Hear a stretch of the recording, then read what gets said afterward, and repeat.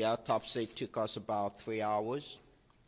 And essentially, at the second autopsy, there were a total of 8 gunshot wounds.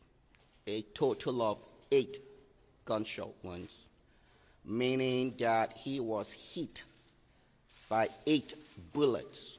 Stephon Clark received 8 bullets. 6 of the bullets, like you could see in the body diagram, exhibited gunshot wounds of entrance in the back, meaning he was shot in the back 6 times. The 7th gunshot wound was slightly to the side of his body, but to the back of the side of his body. So you could reasonably conclude that he received 7 gunshot wounds from his back. He was shot from the back. The first bullet, sorry, not really the first bullet. The first gunshot wound was to the neck.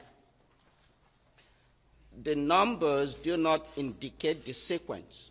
The numbering is simply for representational purposes.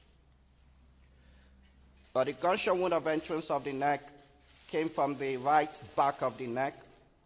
It exited from the left side and back of the neck. Gunshot wounds 2, 3, 4, 5, 6 were clustered around his right back and his right shoulder. The trajectories of all these wounds were forward and leftward. And each one of these bullets independently possessed a fatal capacity.